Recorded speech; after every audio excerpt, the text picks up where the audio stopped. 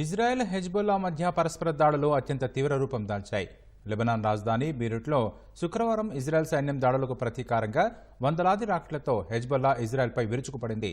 ప్రత్యర్థి రాకెట్లను సమర్థంగా నేలకొల్చే ఇజ్రాయెల్ ఈసారి భారీగా నష్టపోయినట్లు తెలుస్తోంది.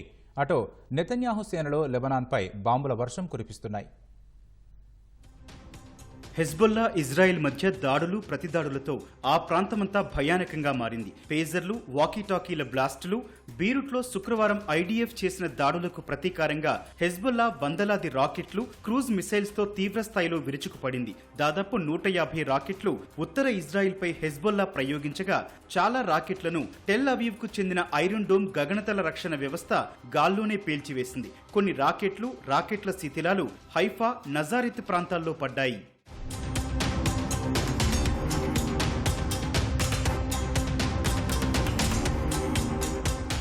హైఫా, రమత్ డేవిడ్తో పాటు కీలక ఇజ్రాయెల్ సైనిక స్థావరాలే లక్ష్యంగా హెజ్బుల్లా విరుచుకుపడింది. హెజ్బుల్లా ప్రయోగించిన వాటిలో ఫాదీ-1, ఫాదీ-2 మిసైల్స్ కూడా ఉన్నాయి. హెజ్బుల్లాతో కలిసి దాడుల్లో తాము కూడా పాల్పంచుకున్నామని ఇరాక్కు చెందిన ఓ మిలీషియా ప్రకటించుకుంది.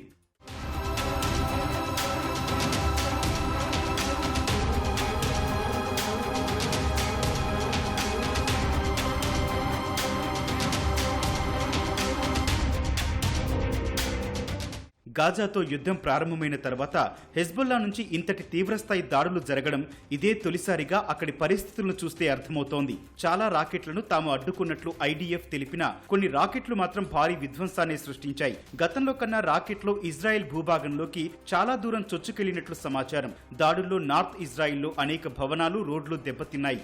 వాహనాలు తుక్కుతుక్కయ్యాయి. ఆ ప్రాంతాల్లో ఇజ్రాయెల్ విపత్తు నిర్వహణ బృందాలు సహాయక చర్యలు చేపట్టాయి. మొత్తం 4 పౌరులు గాయపడ్డట్లు సమాచారం అందింది.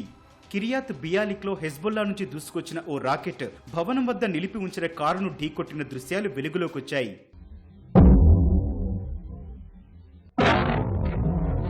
రాకెట్ దాడులు కొనసాగుతున్న వేళ ఇజ్రాయెల్లో సైరన్లు మోతమోగుతున్నాయి.